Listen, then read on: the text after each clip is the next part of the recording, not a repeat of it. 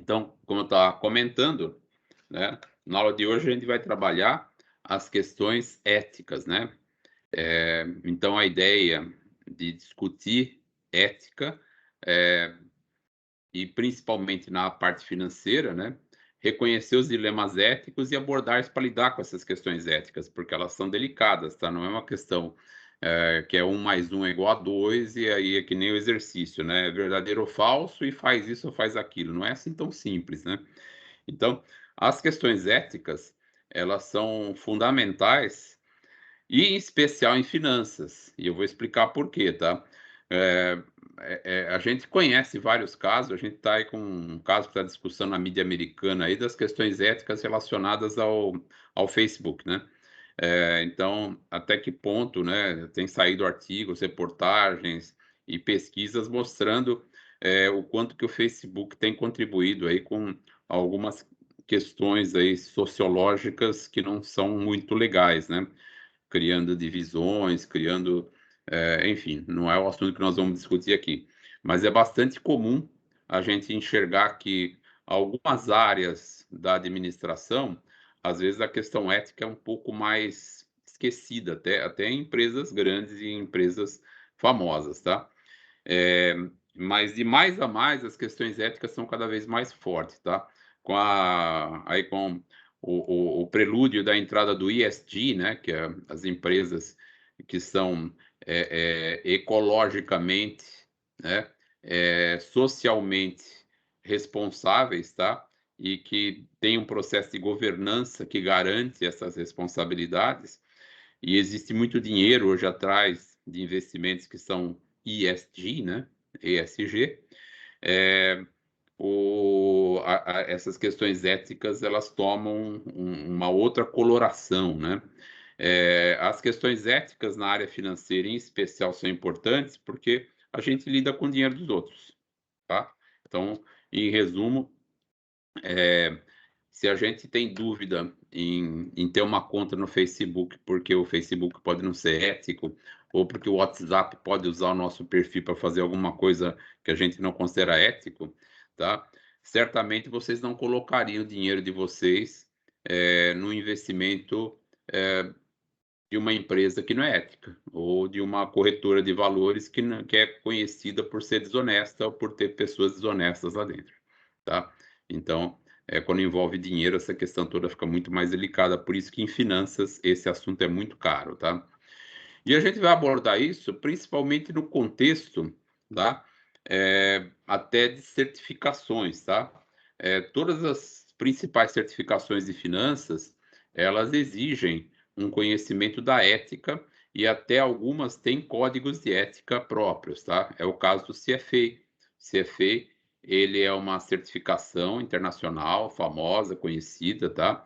Talvez a mais importante certificação que um profissional pode tirar na área de finanças, em termos globais, tá.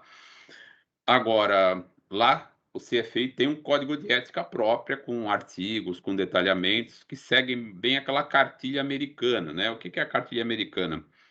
O americano ele tem uma coisa muito pragmática, né. Eh é legal que você saiba que a ética, todo mundo devia ter a sua própria, você devia saber o que é ético, o que não é ético, etc. Mas o americano vai lá e escreve o que é ético e o que não é ético e o que fazer em situações não éticas, né. O mais legal disso é essa história, né, de como agir. Então ele tem ali indicações de como agir nessas situações, tá. Então isso é legal, tá. Falando da certificação, né, as certificações em finanças, elas existem para que o profissional seja reconhecido no mercado como conhecedor de uma série de princípios, tá. Eh, e antes que vocês me perguntem, já adianto essa resposta, tá. Vale a pena eu me certificar no CFA, tá? E a resposta é a seguinte: olha, é uma certificação cara, ela custa aí $2.000 por exame, né? E, além do mais, tem um preparatório que, se você não fizer, você vai ter dificuldade de fazer a prova no tempo, porque é uma questão de treinamento. Não que você não tenha o conceito, já que pela formação no INSPER, mas você não vai ter o treinamento para responder na velocidade necessária para você conseguir fazer aquela certificação. Então, as pessoas normalmente fazem aquele cursinho de formação, tá? Que é online, e depois fazem a prova. Agora, a certificação CFA, ela é claro, né? Ela é bastante distintiva, ela vai distinguir de outros profissionais, né? Então, é uma certificação fantástica, se você tiver. Agora, para que ela serve, né? Por que investir nisso, né? Somente se você pretender fazer carreira internacional, tá? Se você vai fazer carreira na área financeira e aqui no Brasil, não há a menor necessidade de você tirar essa certificação. Ah, mas pode? Pode. Pega bem? Claro que pega bem, tá? Mas é um investimento muito caro para um profissional que está começando, porque para o brasileiro investir US$ 2.000, né? Estamos falando de R$ 12.000, não é brincadeira, né? Para fazer um exame é muito caro, né, gente? Então, não há necessidade de fazer isso quem vai fazer carreira financeira no Brasil. Agora, quem quer fazer carreira internacional, tá? No momento adequado, vale a pena, né? Então, para vocês terem ideia, a certificação existe desde 63. É, no primeiro ano, só 284 candidatos se apresentaram, 94 foram aprovados, tá? 3 anos atrás, tivemos 315 mil candidatos e só 45% aprovaram. E metade residia ali na região do Ásia-Pacífico, tá? Então, mostrando, né, que o novo polo de desenvolvimento realmente está indo para a região ali do Oriente, tá?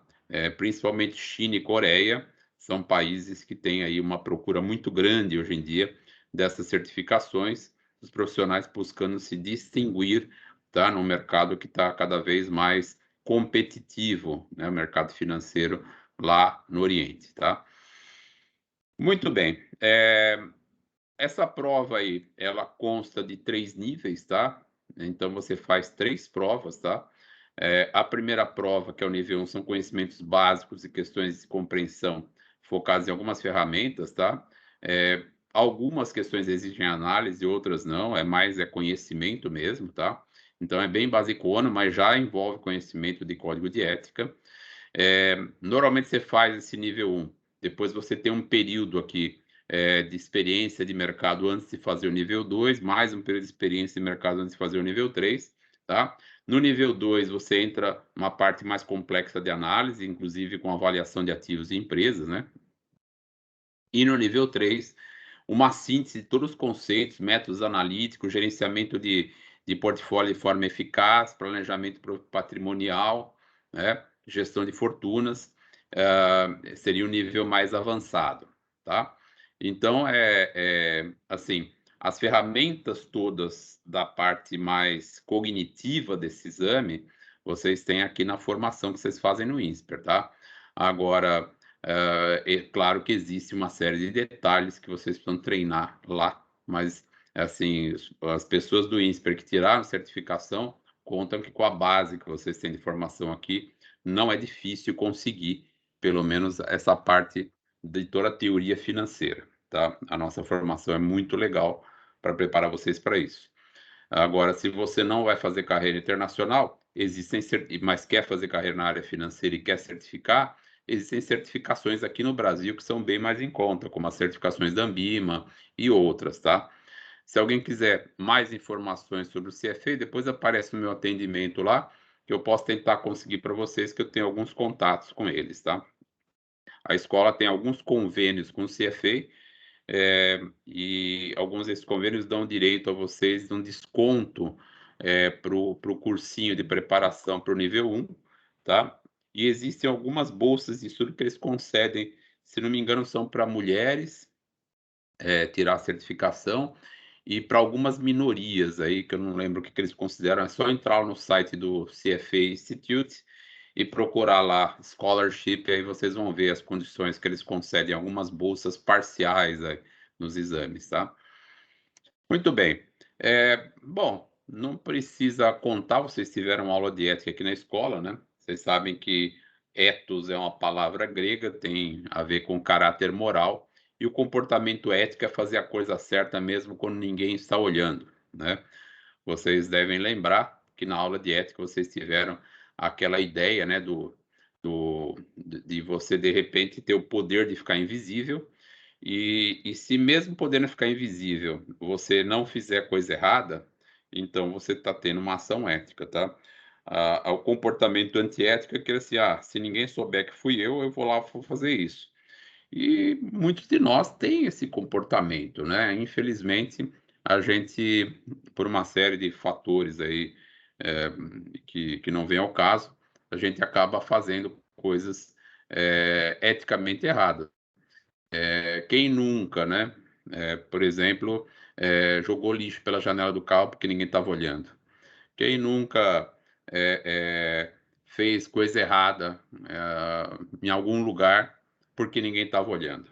Então, eh, assim, todos nós, passamos por essa questão, né, mas é algo a gente ficar atento, principalmente com as questões mais caras, né, com as questões mais importantes.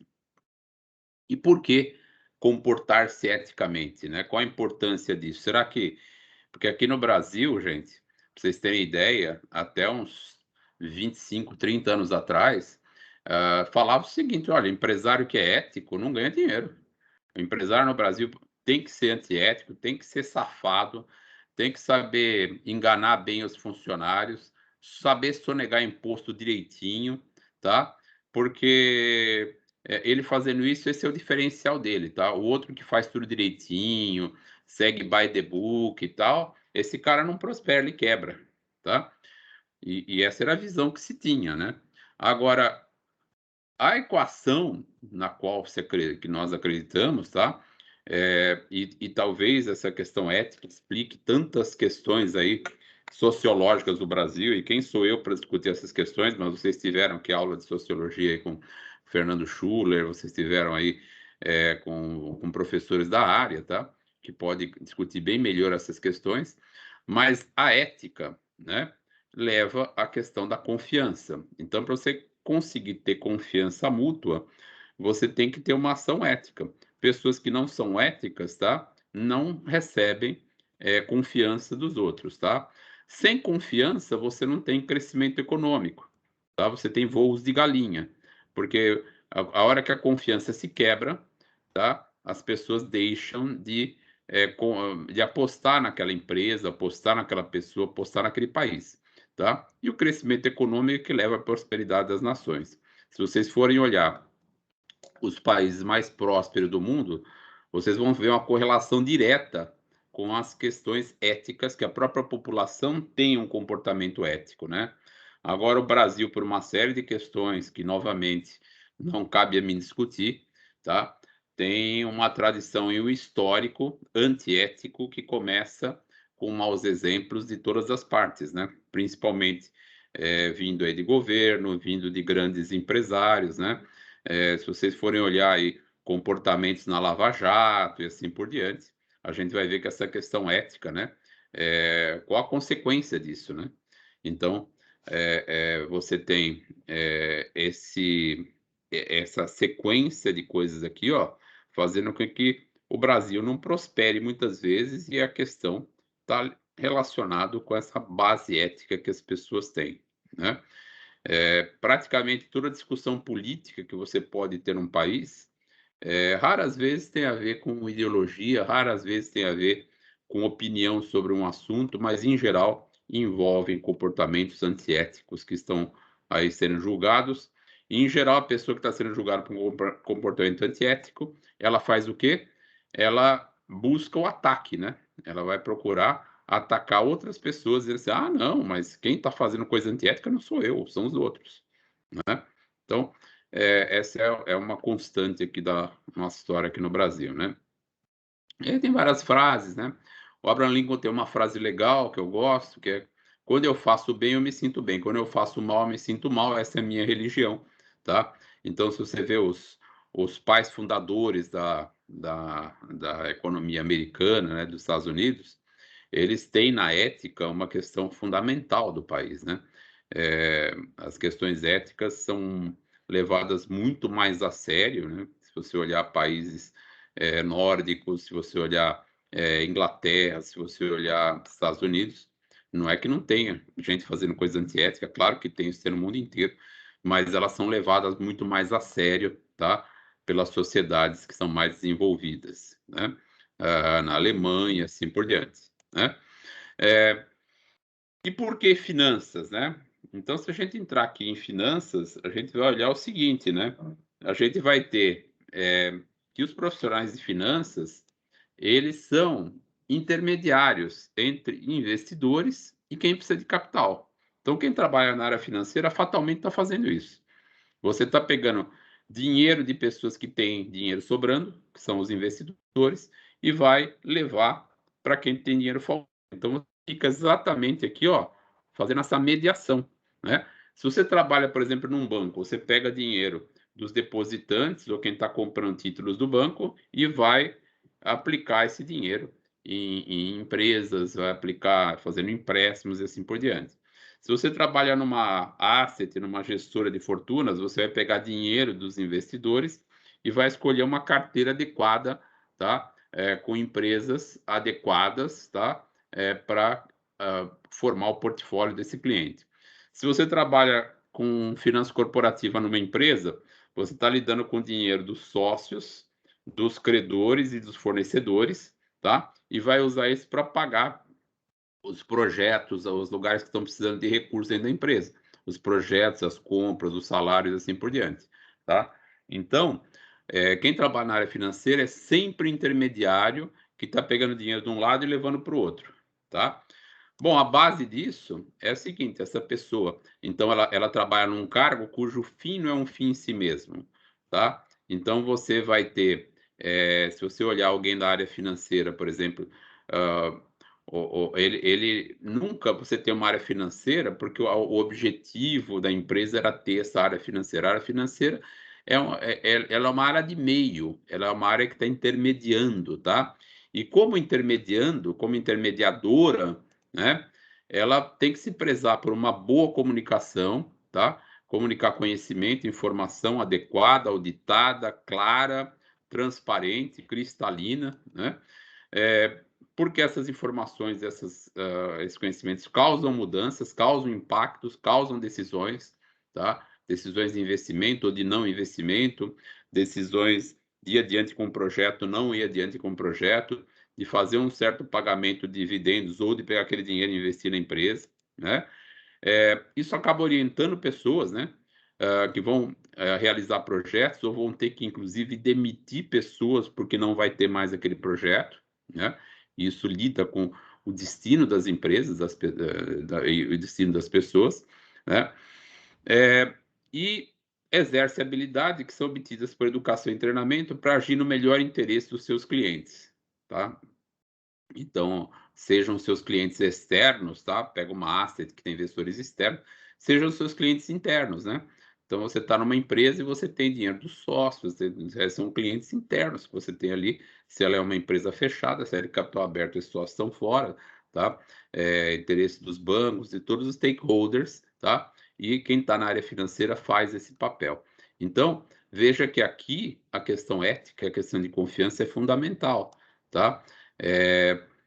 Então, o que a gente vai ter aqui, ó? A ética, ela requer cuidar bem do dinheiro alheio, tá? E aí o CFA faz um acrônimo que é o seguinte: ela depende da educação e pensar a respeito de honestidade, integridade, o caráter da pessoa e o stewardship, que não tem uma tradução literal em português com uma única palavra, mas é um conceito, tá, da gestão cuidadora, cuidadosa, né, do recurso de alguém, né?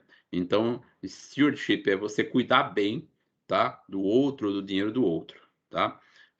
Antigamente, que hoje a gente chama de air hostess, né, que é a aeromoça, né? É, ou hoje a gente chama de comissária de bordo, né? Porque não é politicamente correta a palavra aeromoça, ou no ela foi mudada com o tempo, né? Antigamente chamavam-se stewardess, tá? Porque eram pessoas que estavam lá cuidando das pessoas a bordo, tá? Então são pessoas que cuidam dos outros, que cuidam do dinheiro dos outros, e a base é confiança. Imagina se você não confiar no piloto do avião, se você não confiar na pessoa que está ali cuidando do seu voo, né? Seria uma coisa bem complicado, né? Então, a confiança aqui é a base, tá? Muito bem. Para a gente exercitar isso, o que nós vamos fazer? Eu passei para vocês por e-mail, espero que tenham tido tempo de ler, tá? Sobre 3 dilemas, e a gente vai formar 6 grupos, eu vou criar os grupos agora, tá? Para a gente debater essas questões. Então, o que a gente vai fazer? A gente vai ter cada grupo aí que vai ser formado aí com umas 5, 6 pessoas. Eu vou pedir para alguém do grupo, na hora que vocês debaterem, registrarem ali a argumentação que vocês vão criar, tá? E vocês vão buscar argumentações para polaridades opostas, independentemente daquilo que você acredita. Depois você vai ter a chance de votar naquilo que você acredita, tá? Mas para cada situação. Então, arrumar argumentos favoráveis e contrários para cada uma das situações, dilema que a gente tem aqui. Então, na situação 1, a gente tem o seguinte: sua chefe contratou e orientou nos últimos 3 anos, ela está sendo injustamente demitida por causa de política do escritório. Como ela é o único suporte da família dela, ela está preocupada em encontrar outro emprego. 2 semanas antes da sua saída, ela coloca uma pilha de arquivos de papel na sua mesa e pede para você copiar, porque ela vai usar isso na busca de emprego. Os arquivos contêm relatórios de pesquisa que ela escreveu, apresentações de marketing contém no seu registro de desempenho, de performance, né? E modelos de planilha criados por ela. A pergunta que você faz, o grupo 1, quando se reunir, ele vai criar argumentos em favor de fazer essa cópia para sua chefe. E o grupo 2 vai fazer argumentos contra copiar. Depois a gente vai abrir votação e a gente vai votar aquilo que a gente acha mais correto e a gente vai comentar isso. O dilema 2 é o seguinte: recém-contratado, você tem que submeter relatórios de despesas à empresa, no sistema de computadores da empresa. Há cerca de um mês, o seu chefe, Pablo Dan, mandou vários recibos das despesas dele, como eram recibos pequenininhos, sei lá, cafezinho que o cara tomou, etc. Ele não mandou os recibos, mandou no relatório. Você encontrou uma maneira de driblar o sistema, tá? E enviar o relatório sem os recibos. Mais recentemente, seu chefe voltou aí de uma viagem de negócio com o exterior, agora com altas despesas sem recibo. Sei lá, pagou um hotel lá, $5.000 e, ó, tá aqui no relatório, mas não veio o recibo. E quando você questionou os recibos, ele respondeu assim: olha, eu paguei em dinheiro e eu não sei onde foram parar os recibos, mas não tem problema, eu paguei mesmo, tudo certinho. Pode submeter, basta driblar o sistema como você fez outra vez, tá? E aí o grupo 3 vai trazer os argumentos por que driblar o sistema de novo, e o grupo 4 por que não driblar mais uma vez o sistema, tá? E o dilema 3 é o seguinte: você é diretor de RH de uma empresa de administração de investimentos global muito conservadora e prestigiada, entrevistou 75 pessoas para uma posição de analista de ações e reduziu o pool a um candidato, Ricardo. Ricardo tem um diploma de finanças de uma universidade top e foi o primeiro da sua turma, tá? CR1. Quando você dá um Google nome do Ricardo, aparece um vídeo no YouTube postado por ele com amigos se orgulhando depois de ter se formado e ter burlado diversas regras da escola, sei lá o que ele fez, né? Andou colando, contratou alguém para fazer prova por ele, contratou trabalho feito, foi nessas empresas aí que vendem trabalhos, né? E contratou trabalho, burlou regra de estágio, enfim, pode ter feito várias coisas. Você também percebe que Ricardo fez comentários inadequados sobre amigos no Twitter. E aí você tem que decidir, tá? Você é o diretor. Você argumenta por contratar Ricardo, o grupo 5 acha argumentos para contratar o Ricardo, e o 6 argumentos para não contratar o Ricardo, tá? Beleza, gente? Ficou claro o que nós vamos fazer? Então, nós vamos nos reunir para isso. Eu vou fazer aqui, separar vocês por grupinhos, tá? Nos 6 grupos, vocês vão ver que cada um vai parar numa sala, tá? E as salas já vão. O sistema vai sortear as salas agora, com as pessoas que estão presentes. E aí a gente já vai fazer essa, essa argumentação aqui, tá? Ele está criando as salas agora. E aí a ideia é a gente ter esses argumentos, tá? E inclusive, quando tiver esses argumentos, que vocês também pensem como você comunicaria isso, tá? Porque às vezes o argumento pode ser, você pode ter claro o argumento, mas pensar como é que você lida politicamente com essa questão. Isso também é importante vocês pensarem, tá? Então, eu vou pedir sempre para alguém do grupo fazer essas anotações e enquanto vocês estiverem debatendo essas questões, eu vou ficar aqui é, e se vocês forem postando coisas no chat, eu posso ir respondendo. Aí, vocês podem postar no chat da própria sala, tá? E que eu tenho acesso e eu vou respondendo aí, ou vou ajudando vocês no que vocês tiverem dúvida, ou enfim, da forma que vocês pretenderem. Beleza, gente? Bom, são 16h20. Eu vou dar 15 minutos, então, ó, 16h36 a gente retoma, tá? E antes disso, deixa eu fazer o seguinte: eu vou copiar aqui para que vocês todos tenham as questões, tá? E o que cada grupo vai fazer, eu vou colocar aqui no chat, tá? Deixa eu copiar aqui a telinha para vocês. Tá? Então, quando tiver no grupo, se você esqueceu detalhes do dilema, etc., já abre esse, essa tela que eu postei aqui para vocês. Assim que você estiver no grupo, você continua visualizando isso. Beleza, gente? Alguma dúvida? Ou podemos ir para as salas? Muito bem, então 15 minutos, 16h36 a gente recomeça aqui. Eu simplesmente vou fechar as salas no horário, tá?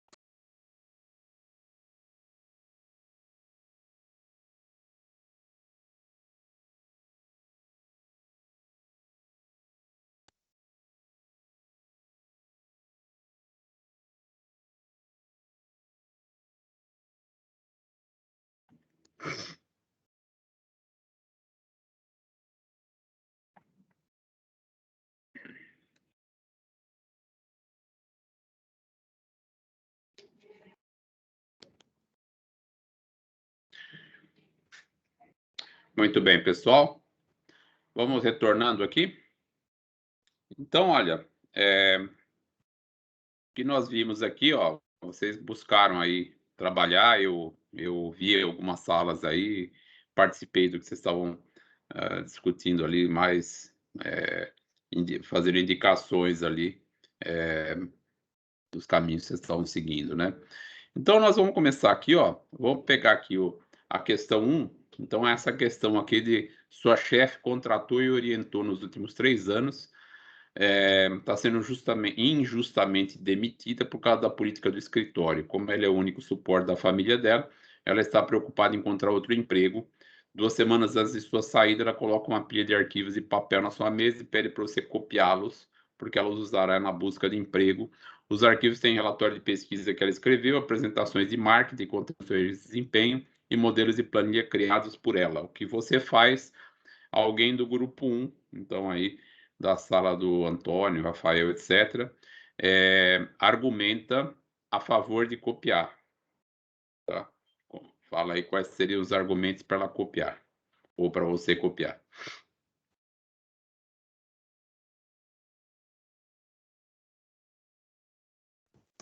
Oi, professor. Oi, pode falar.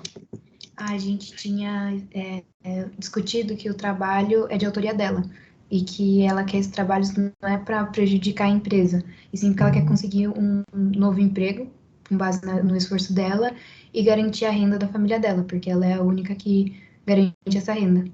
E, além disso, que a gente a gente discutiu, é que está escrito que ela pediu isso antes dela sair da empresa, porque ela pediu 2 semanas antes, então ela ainda seria da empresa nessa época. E a gente, também a palavra injustamente, se ela foi injustamente demitida pela política da empresa, então talvez essa política já não seja justa e ética. Então, talvez a empresa não pregasse por essa ética. Legal. Então, argumentos que a Lívia trouxe aqui do grupo 1, muito bem, obrigado, Lívia. Acho que argumentos bem claros aqui a favor, né? Bom, ela está sendo injustamente demitida, o material foi ela mesma que compôs, ela está dentro da empresa ainda enquanto que ela está copiando esse material, e então o grupo 1 está trazendo aqui argumentos. Eu não sei se o grupo 1 é favorável ou contra, depois a gente vai ver aí na votação o que que dá. Mas vamos ouvir agora o grupo 2, né, do Lorenzo, etc., trazendo aí argumentos para não copiar.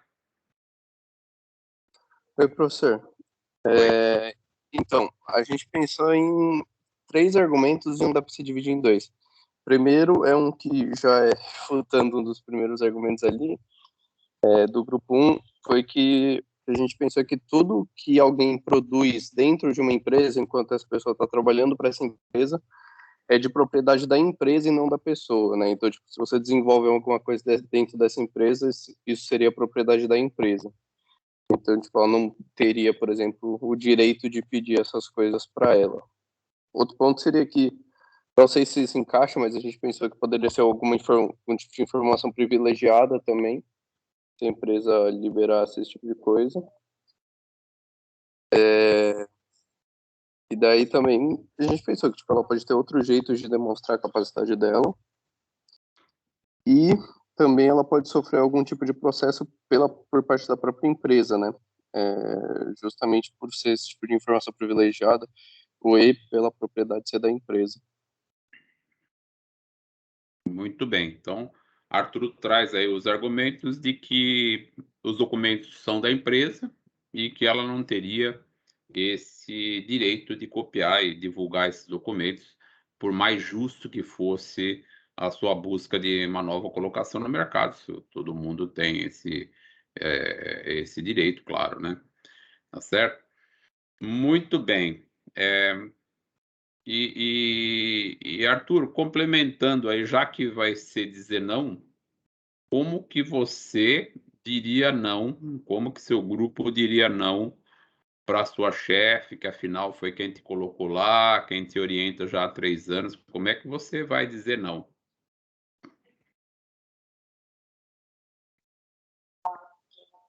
Bom, primeiro, tipo, usando os conceitos que a gente aprendeu em CO, né? CO1, começaria um pouco, talvez, amenizando a situação, então pedindo desculpa já, mas falar que, tipo, pela lei mesmo, né? Que eu estaria sendo antiético com a empresa se eu estivesse pegando esse tipo de informação e copiando esse tipo de informação para ela, e falando que estaria disposto a ajudar de qualquer outra forma, mas que esse jeito, infelizmente, não poderia, justamente por ser uma questão antiética com a empresa. Uhum. Ah, legal.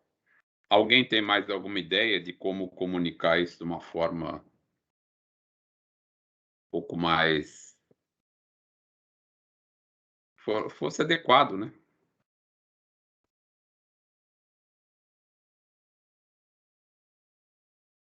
Muito bem. Deixa eu colocar aqui uma dica, não sei se complementa, se fere alguma coisa que vocês estão vendo lá em comunicação organizacional, acho que não, tá? Eu estou passando aqui para vocês, não sei se alguém já andou lendo sobre esse assunto, comunicação não violenta, né? Tem muitos sites sobre esse assunto aqui, eu estou colocando um deles, que eu achei aleatoriamente aí no Google, tá? Mas ele tem alguns princípios que são legais, tá?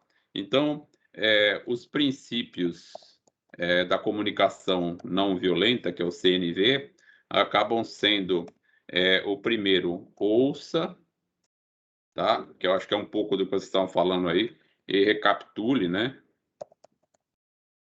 Depois o 2 seria descreva emoções e não posições. O 3 seria identifique necessidades participantes da conversa, né? 4, faça um pedido claro e objetivo em cima disso que está colocando. Então, essas são questões, tá? É uma sugestão, tá? De como comunicar, porque você chegar para sua chefe e falar assim, não, eu não vou copiar porque isso aí não é ético, né? Certamente, se amanhã você for procurar emprego com essa chefe aí, ela vai te ignorar e você vai perder um amigo, né? Agora, quando a gente lida com questões éticas, a gente tem que estar preparado para perder amigos e perder empregos, tá? Às vezes, você ser ético, você tem que sair de onde você está. Às vezes, as decisões são difíceis, tá? Mas uma forma de você amenizar um pouco na comunicação seria primeiro você ouvir e recapitular. Por exemplo, chegar assim, olha, estou entendendo que você está me pedindo para fazer cópia. Então você repete, estou entendendo que você está pedindo para fazer cópia desses documentos aqui da empresa, etc, etc, etc, que são relatórios, assim, assim. É isso mesmo? É isso mesmo, tá? Aí você vai descrever suas emoções e não posições. Se você falar assim, olha, isso é antiético, você está colocando uma posição, tá? E ela pode falar assim, não, eu não acho, antiético foi me demitir, né? Aí você entra numa discussão, tá? E aí qual que é a emoção que está envolvida? A emoção que está envolvida aí seria o medo. Falou assim, olha, eu tenho medo de fazer cópia desse documento, porque no fundo eu fico inseguro em relação a copiar um documento que eu estou entendendo que pertence à empresa. Afinal, foi produzido enquanto você trabalha aqui na empresa, né? Mas eu identifico que você realmente tem essa necessidade aí de comprovar, de arrumar um novo emprego, etc. E aí, um pedido que eu posso fazer é o seguinte: olha, eu não gostaria de estar envolvido nisso, porque eu não acho, eu não me sinto à vontade de fazer isso, né? Então você deixaria, amenizaria um pouco essa conversa, tá? Agora, é, é, não é fácil, tá? Não é fácil isso daí.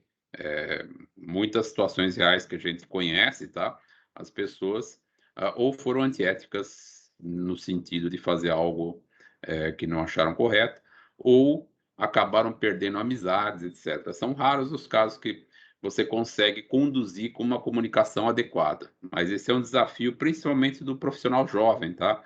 De aprender um pouquinho da inteligência emocional, tá? Quem não conhece inteligência emocional, procura se inteirar sobre esse assunto. Esse pode ser um grande diferencial de um executivo aí no mercado, tá? Então vamos agora para a votação, tá? Então deixa eu ver aqui se eu já abri, acho que eu já abri a sessão. Deixa eu ver. Tem 16 conexões até agora, tá? Então tá aberta a sessão aí. Então vamos fazer o seguinte. Vamos votar.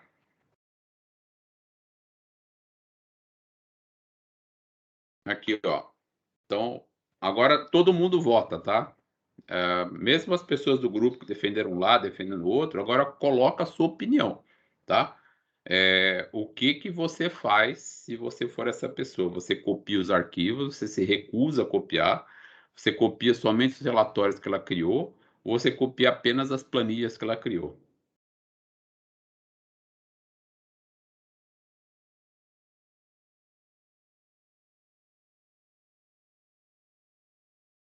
Já temos 16 votos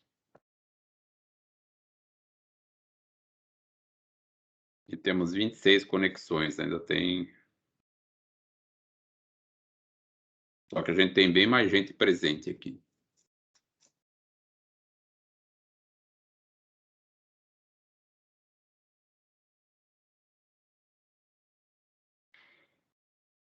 Muito bem. Reloginho na tela aqui, mais 15 segundos.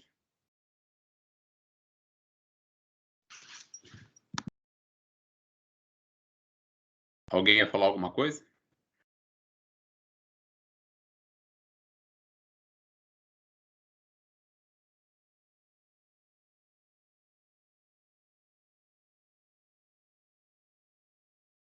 Vamos ver aqui então como vocês se posicionaram. Ó, 67% se recusa a copiar os artigos, tá? Muito bem, se a gente for no código de ética e mesmo na lei, tá? A gente vai ver mais argumentos favoráveis à questão do item B mesmo, tá? Porque tudo que a gente produz dentro de uma instituição, quando a gente está sendo remunerado por essa instituição, pertence a essa instituição, exceto se tiver algum documento, tá, assinado entre as partes dizendo que não, que pertence ao funcionário, tá? Então, eu vou dar um exemplo. Aqui vocês estão vendo aqui uma apresentação de slides do PowerPoint, está aqui, ó, FIN 3, Adalto, Ética, PPTX. Apesar de ter tido meu nome aqui e ter sido produzido e criado por mim, com base aqui em pesquisa e trabalhos que eu fiz, tá? Esse material pertence à escola, tá? Então, se eu sair aqui e resolver, eu não preciso nem sair do INSPER, mas se eu for dar aula numa outra instituição, caso eu pudesse fazer isso, porque eu sou dedicação exclusiva da escola, mas caso eu pudesse, tá? Dar aula, por exemplo, na GV, tá?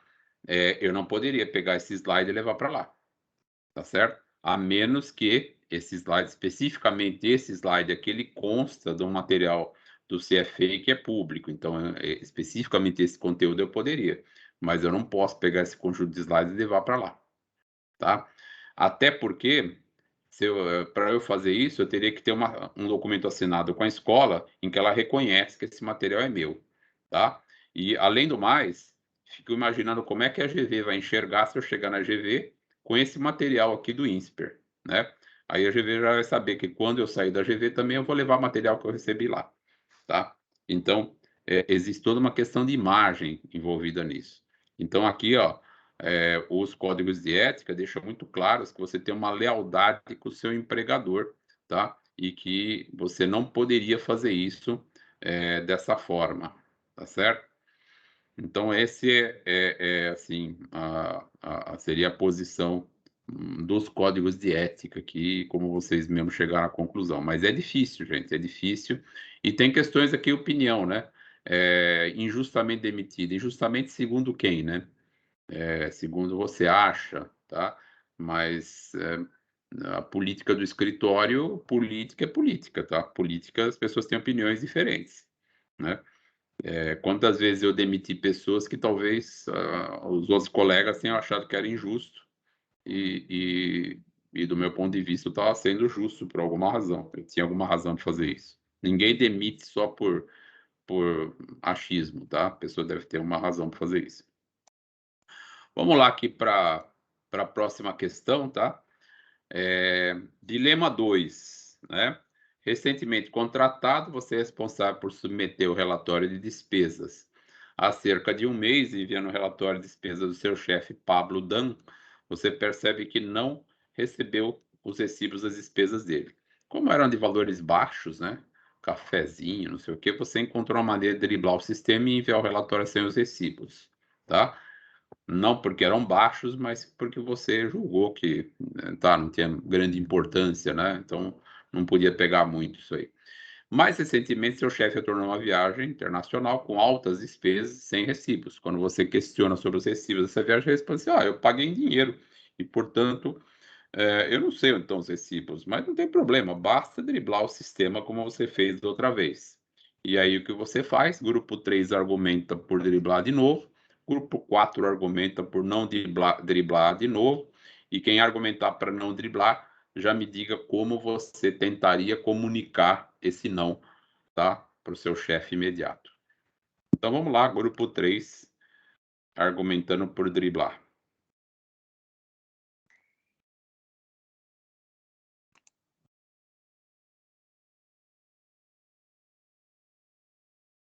Oi, professor, tudo bem? Então, Oi. acredita que é justo driblar, porque é algo muito importante no ambiente de trabalho é a confiança. Então, se o seu chefe falou, eu acho que não é nosso papel julgar o chefe e as atitudes dele. E ainda mais considerando que talvez o seu trabalho pode estar em risco em uma situação dessas.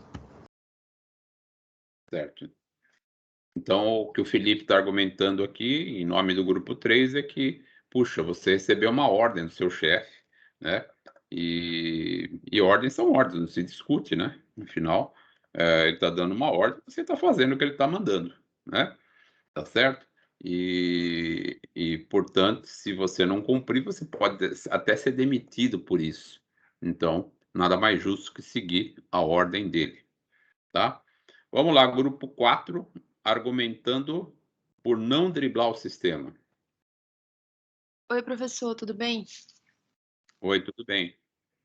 A gente colocou assim, primeiro que a gente colocou que não seria correto, né, driblar o sistema, antes de tudo. Segundo, a gente colocou que o chefe pode ter tido uma despesa a mais do que a empresa permite, então, por ser uma despesa, um custo extra, e a empresa talvez tenha regras, não seria correto estar fazendo isso, além enfim, da atitude em si, mas por ser uma questão de custos aí. Também a gente colocou que pode existir algum tipo de auditoria externa, de notar que teria, sei lá, ausência, por exemplo, dos custos da viagem, não estarem sendo contabilizados, e aí isso traria prejuízos não só para o funcionário, para o chefe, mas para a própria empresa, sei lá, alguma sanção para a empresa por ter feito esse erro, e aí, enfim, seria um impacto muito grande para todo mundo.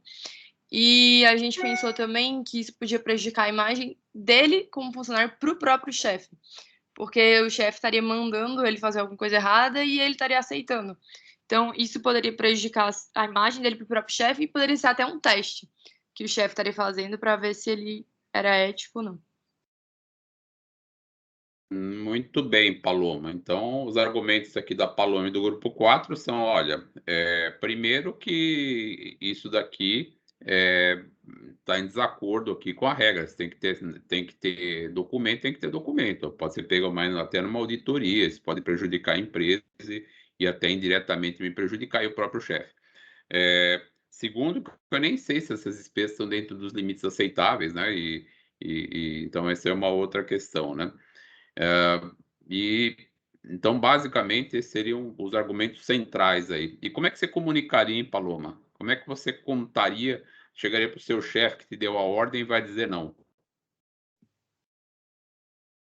Professor, eu acho que primeiro eu tentaria ir com alguém, assim, para discussão, e sei lá, ter um testemunha, não falar tão em off, até mostrando o balanço, como é que você fez e tal, que você colocou, e antes de divulgar, né?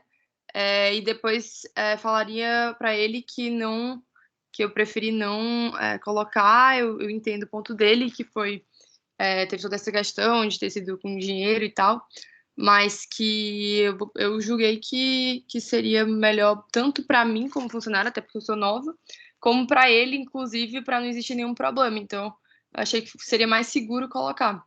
Isso antes de colocar, né? Falaria com ele. Certo? E se ele insistir, falar assim, não, mas eu estou te dando uma ordem, faz aí, tem que fazer.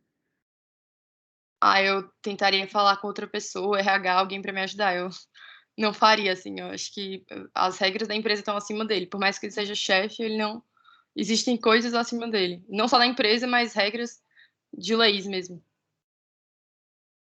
Muito bem. Então, temos aí os argumentos e as comunicações, né? Então, seguindo aquela linha, né? Ou se recapitule, pois é, né? Então, entendo a sua dificuldade, entendo o seu gasto que é grande, né? Descrever a emoção, mas olha, eu fico inseguro e com medo de ser demitido, inclusive, por estar lançando uma coisa aqui errada. Se eu cometi esse erro antes, puxa, foi um deslize da minha parte, mas eu não posso continuar cometendo erro. Um erro não justifica o outro, né? Entendo que você tem essa necessidade, né? Agora, aí eu te peço o seguinte, então, se é para fazer isso, então, olha, eu não vou lançar, ou você mesmo lança, ou até tá uma outra turma aí deu uma ideia, né? Pedir para ele assinar um documento dizendo que ele perdeu o recibo, mas que ele atesta que ele fez aquele gasto de fato, né? E que ele pagou em dinheiro e ele não tem como comprovar nem com cópia de cartão de crédito. E aí você tentaria registrar esse documento ali na contabilidade. Seria uma saída do meio, né? Muito bem. Vamos olhar aqui o que que vocês votam, como é que vocês votam isso, como classe, né? Como turma toda, o que que vocês colocariam aqui, ó? Ok, você driblar o sistema de novo, está cumprindo ordens. Provavelmente ok, porque o Dan frequentemente perde recibos. Provavelmente não ok, porque você está burlando o sistema contábil. E não ok, ponto final.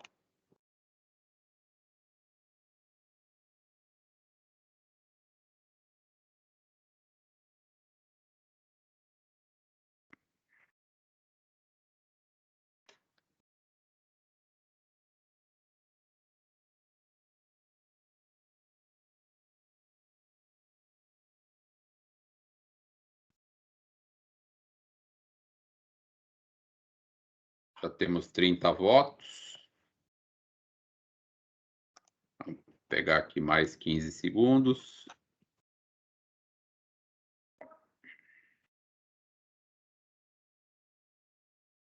Trinta e quatro votos.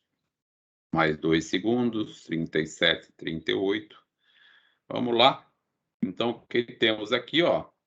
A grande maioria que se dividiu entre a C e a D, né? Provavelmente não ok ou não ok, tá?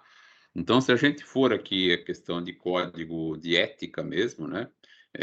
De fato, vocês têm razão, tá? Não dá para ficar driblando o sistema, né?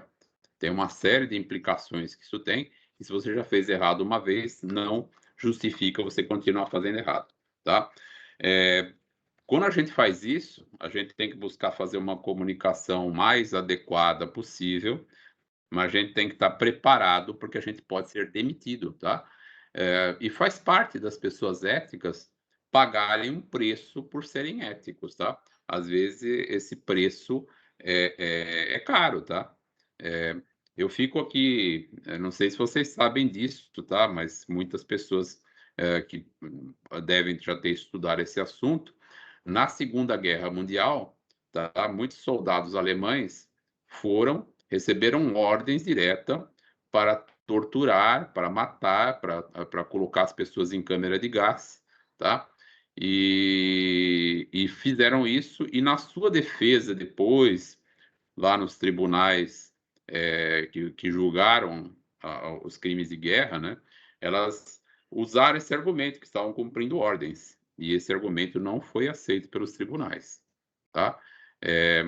E vamos lembrar que a consequência da pessoa chegar para o chefe imediato e falar assim, não vou matar essas pessoas na câmara de gás, pode ser que uma das consequências seria ser fuzilado ou ir para a câmara de gás com os outros funcionários.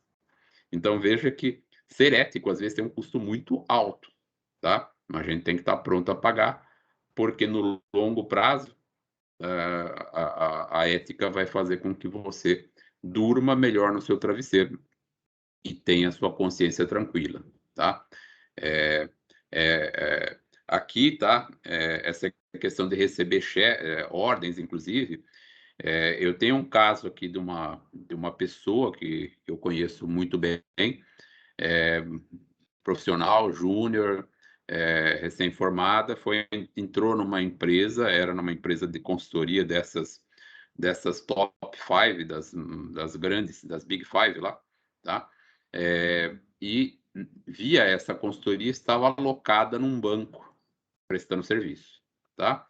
Acontece o seguinte, esse banco chegava frequentemente para esse profissional e falava assim, olha, não sei, porque o banco tinha uma regra que ele não pagava para a consultoria horas extras, tá? Aí a pessoa entrava às 9, só que na hora de sair às 18 horas depois, feito o almoço, etc., o banco falou assim, não, você vai continuar aqui, que nós estamos em reunião, você vai ficar aqui até acabar a reunião. E, às vezes a pessoa saía de lá 8 horas, 8h30 da noite, e aí fazia 10, 11 horas de serviço naquele dia, tá?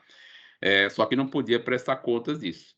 E aí essa pessoa foi conversar com o sócio lá da empresa, né, da consultoria, e o sócio disse, sabe o quê?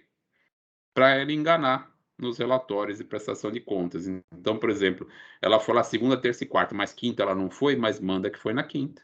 Então, ela não excedia 8 horas em um dia, mas ela colocava um dia que ela não foi como um dia, como se ela tivesse tendo ido, tá? Receber essa ordem. O que essa pessoa fez? Duas coisas. Primeiro, ela gravou o chefe falando isso, sem o chefe saber, tá? Então, gravou essa informação. E depois que ela procurou emprego e pediu demissão, tá? E apesar de ser um sonho que ela tinha em trabalhar numa empresa de consultoria dessas Big Five, ela acabou se demitindo e indo trabalhar em outro lugar porque ela achou que se a empresa não tem ética, ela teria grandes dificuldades em fazer uma carreira numa empresa que tem um sócio que pensa desse jeito, tá? Então veja a complicação que é isso, tá?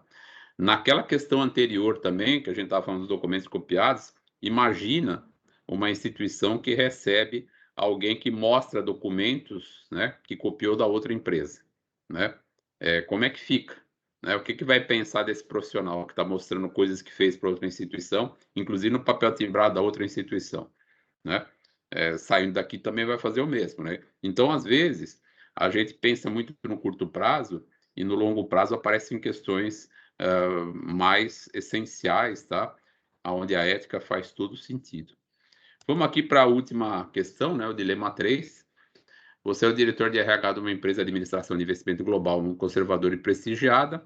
Você entrevistou mais de 75 pessoas para uma posição de analista de ações e reduziu o pool de candidatos para um só, o Ricardo, que tem um diploma de finanças de uma universidade top, foi primeiro de sua turma, CR1. Quando você dá um Google no nome do Ricardo, aparece um vídeo no YouTube postado por ele se orgulhando de ter se formado, mas burlado diversas regras da escola. Sei lá o que ele andou burlando aí, tá? Sei lá, colou nas provas, contratou trabalho feito, driblou regra de estágio, enfim, o que ele fez a gente não está claro aqui, mas também tem comentários inadequados sobre amigos no Twitter, tá? E aí você, como diretor de RH dessa empresa de administração de investimentos muito conservadora e prestigiada, faria o quê? O grupo 5 argumenta para contratar o Ricardo. Então, vamos lá, grupo 5, por que eu devo contratar o Ricardo? Ou por que você deve contratar o Ricardo?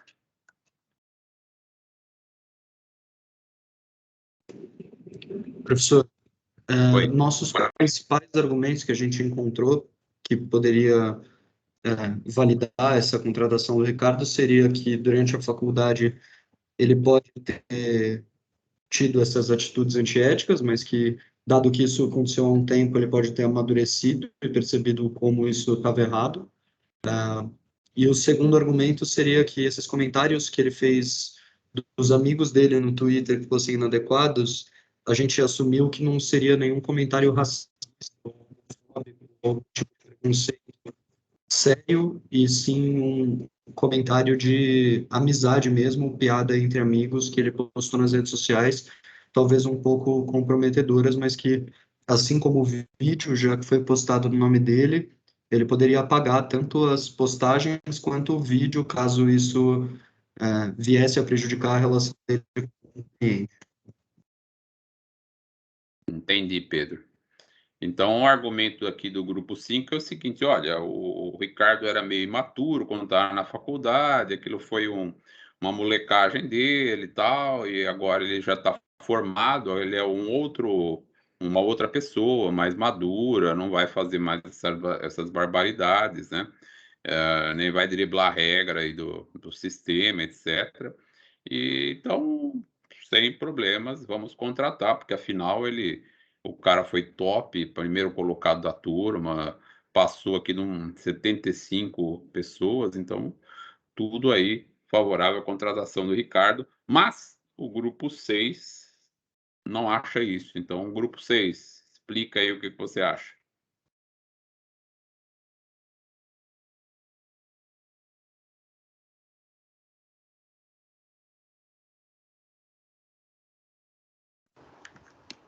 Olá, professor. Tá me ouvindo? Fala aí.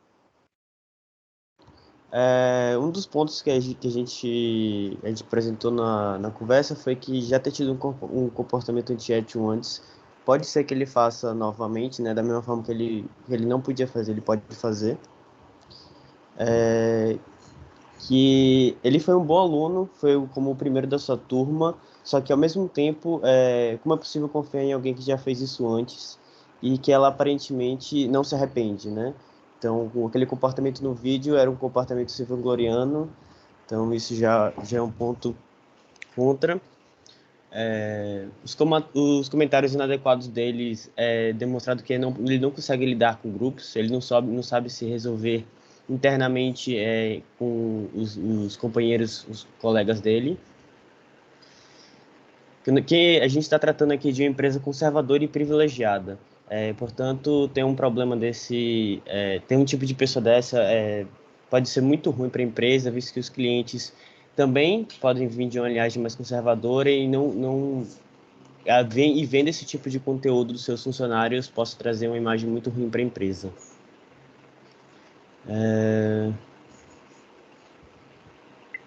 E acho que é basicamente isso. Muito bem. Então, os argumentos do grupo 6 que o Henrique traz para a gente, obrigado, Henrique, basicamente dão conta que, puxa, como é que uma empresa conceituada pode trazer um cara que teve essas atitudes, por mais que ele pudesse ser imaturo, mas ele pode repetir essas atitudes. Eu tenho clientes aqui que são investidores conservadores, que têm uma relação de muita confiança aqui com a empresa, e como é que, de repente, alguém que já teve esse tipo de atitude poderá vir a atendê-los, né?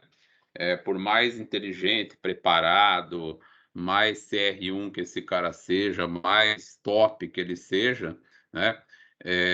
Essas atitudes aqui são incompatíveis com o cargo e com o profissional que eu quero ter aqui dentro da instituição. Então, seriam argumentos aqui do grupo 6 para não contratar o Ricardo. E aí nós vamos, então, aqui colocar os nossos argumentos de que você acha, o que você faria diante desses argumentos. Então, A, contrata o Ricardo, B, procura mais informações, C, pede ao Ricardo explicações sobre vídeos e comentários, D, não contrata o Ricardo.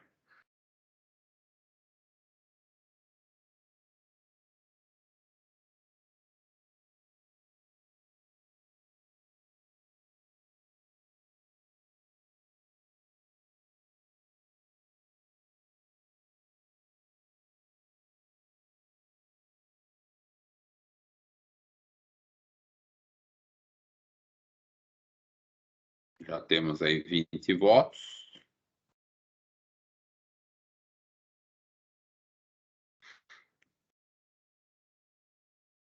(25 votos) e nosso reloginho aqui, contando 15 segundos.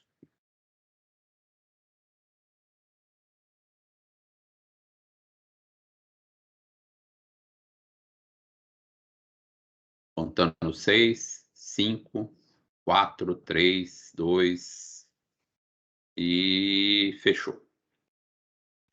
E aí, aqui, ó, a grande maioria colocou aqui, ó, ou não contrata o Ricardo, ou pede explicações ao Ricardo, tá?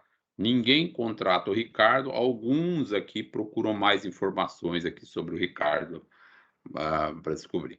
Muito bem. O caso real dessa empresa aqui, tá? O Ricardo não foi contratado, tá? Esse caso aqui eu conheço, tá? O Ricardo não foi contratado. A razão principal foi essa que vocês colocaram aqui, ó. A empresa é conservadora e prestigiada e ficaram com medo de que amanhã um cliente pudesse aí também dar um Google no nome do Ricardo e falar assim, pô, como é que eu vou me abrir aqui com um sujeito que se orgulha de ter burlado regras da escola? Que regra será que ele pode estar burlando aqui dentro da empresa? Tá? Então, realmente, essa questão aí pesou muito, tá? E instituições na área financeira olham muito para essas questões. Então, gente, uma dica super importante. Cuidem muito a partir do momento que vocês entram aqui na faculdade, cuidem da imagem de vocês, tá? Eu vou citar 2 exemplos. Um exemplo recente que aconteceu com uma aluna aqui do INSPER. Então, uma aluna aqui cursando o 6º semestre, vocês sabem que no 6º semestre ainda não pode fazer estágio, né? O INSPER, ele só permite você fazer estágio quando você já está lá no final, que é para não conflitar com as suas atividades aqui na escola, que é uma atividade em tempo integral, tá? Saibam que instituições lá no exterior não permitem nem que você faça estágio enquanto na empresa, somente no verão. Lá você tem o que eles chamam de summer internship, tá? Que você só trabalha no verão, enquanto você não está tendo aula, para não conflitar com as aulas, tá? Porque enquanto na faculdade as aulas são prioridade.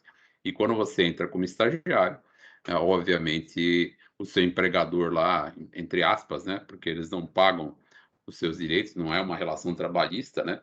Mas o seu empregador nem sempre vai estar preocupado com a faculdade. Em geral, está querendo que você faça o trabalho que tem que ser feito lá. Então, esse profissional foi lá e tal, participou, e como ele essa pessoa é excepcional, tá? Ela foi escolhida, né? E quando apresentou os documentos de contratação, o RH estranhou muito e entrou em contato aqui com a escola, porque essa pessoa apresentou um contrato de estágio assinado por uma outra faculdade. Então, o que essa pessoa fez? E aí depois eu cheguei a conversar com essa aluna, tá? Ela falou assim, mas professor, isso aí, muita gente aqui no INSPER faz isso. Foram numa AMB Morumbi da vida, se matricularam ali, lá não precisa nem de vestibular, mostrando que era aluno do INSPER, e pegaram um contrato de estágio, pagaram uma mensalidade lá e pegaram um contrato de estágio assinado pela outra faculdade, tá? Bom, o que aconteceu? A empresa que descobriu isso, que entrou em contato com a gente, tá? Nos disse claramente assim, olha, a gente queria que vocês comunicassem isso para o aluno, a gente vai comunicar também, a gente não vai contratá-lo, e o aluno aqui perante a nossa instituição ficou queimado, tá? Porque se o aluno está burlando uma regra da escola, a gente fica pensando que outras regras ele poderá vir a burlar se ele estiver trabalhando aqui com a gente. E a gente preza muito por essa questão, etc, etc. E, enfim, essa foi a decisão que tomaram. Esse professor, esse aluno, essa aluna ficou extremamente chateada, tá? E arrependida do que fez. Então, é só para vocês saberem, tá? De um caso, tá? Esse é um caso, aconteceu há algum tempo atrás, tá? E é um caso que, puxa, ela fez sem nenhuma maldade isso, ela simplesmente fez o que ela ouviu que outras pessoas também faziam, só que o assunto foi descoberto E veja, o INSPER não faz nada, nem contra nem a favor isso. Quer dizer, o INSPER é claro que é contra, né? Mas o INSPER não pode tomar nenhuma atitude, a não ser orientar a aluna, mas a instituição onde ela seria contratada tomou essa atitude, tá? E ela ficou queimada lá. Muito bem. A outra situação que eu ia contar para vocês é a seguinte: um profissional que eu sou extremamente amigo dele até hoje, tá? Há um tempo atrás ele trabalhava num grande banco e foi contratado para ser diretor de um outro banco, tá? Então ele foi trabalhar nesse outro banco como diretor, estava fazendo uma carreira brilhante, tá? Um cara excepcional, muito bom. Só que ele tinha um problema. Esse outro banco ficava muito longe da casa dele e quando ele saía do banco às 6 horas, ele levava 1h30 a 2 horas para chegar em casa por causa da quantidade de trânsito, pegava ali pela Berrini, etc. E aí o que ele descobriu e começou a fazer? Ele saía do escritório às 6 horas e eles iam ali para um happy hour ali perto, ele e alguns outros funcionários, e ficavam lá confabulando, batendo papo, etc. Quando dava umas 8 horas, ele pegava o carro e aí em meia hora, 40 minutos ele estava em casa. Além de economizar combustível e risco aí de acidente e paciência, ele ainda criava essa amizade, essa conversa com os outros funcionários, né? Só que num dia desses lá, ele tinha tomado uma cervejinha lá e comentando com um dos funcionários, falou alguma coisa que não era muito positiva a respeito do chefe imediato dele lá, que era o presidente da empresa. E o assunto chegou aos ouvidos do presidente. O que fez esse presidente? Demitiu simplesmente essa pessoa, tá? E queimou o nome dele no mercado. Como? É claro que todo mundo que vai contratar um profissional no mercado vai procurar o emprego anterior dele. E todo mundo sabia que ele trabalhou lá, né? E aí ligava lá para a empresa: puxa, vocês demitiram o fulano, o que aconteceu? Eu falei assim, o que eles comentavam era o seguinte: olha, essa pessoa, ela costuma beber, tem o hábito de beber, e aí quando ela bebe, ela fala coisas inadequadas em reuniões aí fora, e a nossa instituição não se identifica com esse tipo de profissional. Gente, o resultado disso é o seguinte: esse profissional não arrumou mais emprego nenhum em banco, tá? Durante muitos anos, e hoje ele trabalha numa consultoria, ele teve que montar um negócio próprio, tá? Como agente autônomo de vender investimentos aí para prefeituras, etc. E ele não consegue mais emprego em banco, simplesmente porque ele ficou com o nome queimado por causa de uma besteira que ele fez num dia, tá? E não era nem nada de muito grave que ele falou, mas simplesmente é tudo como chega nos ouvidos lá de quem está por cima, tá? Então, a gente, às vezes, tem que tomar muito cuidado com a nossa imagem, com as nossas atitudes, porque elas podem ter repercussões muito negativas. Beleza, gente? Muito bem. Então, esses são os pontos que a gente tinha, né?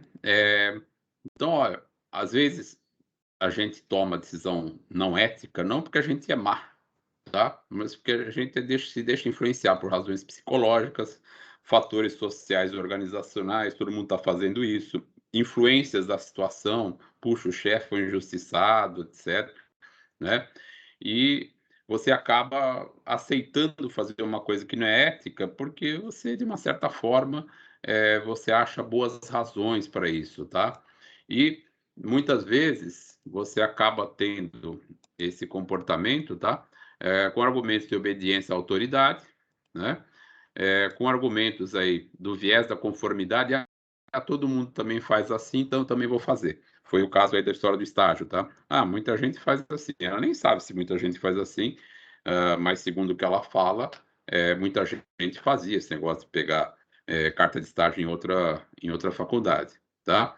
O incrementalismo, né? Aquele caso lá você fez com um recibo pequenininho, então agora vamos fazer com um grandão, e a pessoa vai se acostumando, né? Passa uma coisa pequena, depois uma média, depois uma grande, daqui a pouco você vai fazer uma grande barbaridade, né?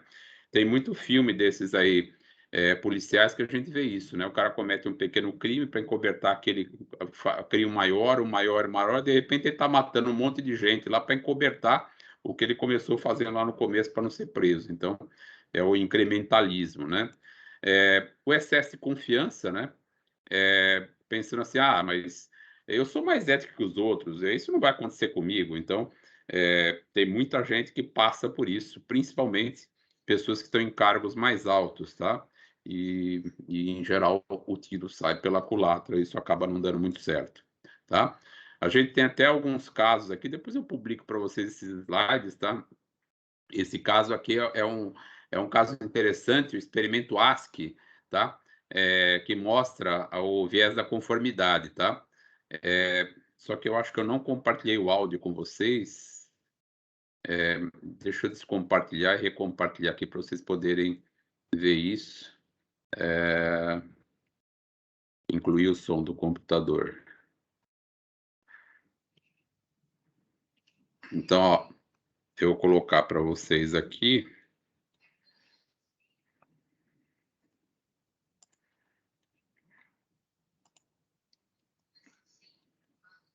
Presta atenção nesse experimento. The Asch experiment is one of psychology's oldest and most popular pieces of research. A volunteer is told that he's taking part in a visual perception test. What he doesn't know is that the other participants are actors, and he's the only person taking part in the real test, which is actually about group conformity. Please begin. The experiment you will be taking part in today involves the perception of line length. Your task will be simply to look at the line here on the left and indicate which of the 3 lines on the right is equal to it in length. So, for example, if you... The actors have been told to match the wrong lines. The volunteer will be monitored to see if he gives the correct answer or if he goes along with the opinion of the group and gives the wrong answer. In the first test, the correct answer is 2. 1.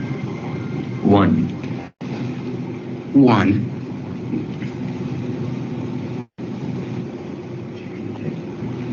2. 1. Once again, the correct answer is 2. 3. 3. 3.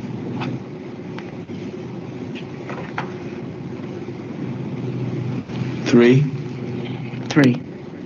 The Asch experiment has been repeated many times, and the results have been supported again and again. We will conform to the group. Again, we're very social creatures. We're very much aware of what the people around us think. We want to be liked. We don't want to be seen to rock the boat, so we will go along with the group. Even if we don't believe what people are saying, we'll still go along. 1. 1. Group dynamics is one of the most powerful forces in human psychology. 1.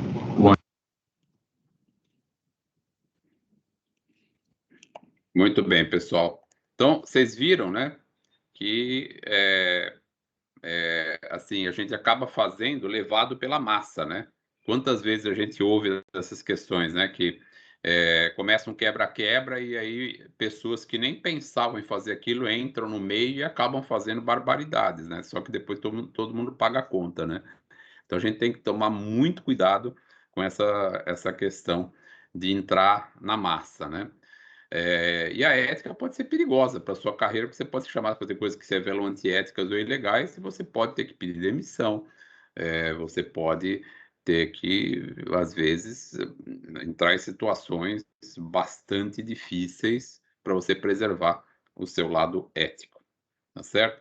Então, tem muitos estudos aqui, né, que mostram que 40% dos graduados foram recompensados aí da Columbia e até de Harvard por fazer ou tomar alguma ação que seria considerada eticamente problemática. Então, nós estamos falando de coisa que pega muita gente, tá? Então, precisa tomar muito cuidado com essas questões, tá? Depois eu vou deixar para vocês lerem, tá? Não vou ficar lendo aqui, mas é a história de 2 caras de sucesso, tá? Esse Tom Hayes, tá? Que é um cara aí que fez uma carreira promissora, um cara se formou em matemática e engenharia, era considerado um super nerd, tá? Estagiou no UBS, fez uma carreira muito legal, abriu uma empresa, o cara estava indo super bem, tá? E esse Equadoboli, né? que é de Gana, que também tem uma carreira brilhante, tá? Fez aqui um cara top em tudo que ele fez, tá? Trabalhou também no UBS, e depois de 2 anos como analista de negócios do back-office, foi promovido para a mesa de operações do Delta One, se tornou diretor da mesa de ETFs, etc. E o salário atual dele seria hoje equivalente a 200 mil libras, tá? Nós estamos falando aí de um salário anual de aproximadamente aí uns 1.400.000, por aí daí para cima, tá? Muito bem. O Tom Reis, ó, foi envolvido num negócio aqui, ó, de manipulação das taxas de LIBOR que, segundo ele fala, todo mundo fazia. Só que ele foi pego, tá? Foi demitido, tá? E ele disse que ele era o único cara que fazia porque o chefe mandava, condenado a 14 anos de cana, tá?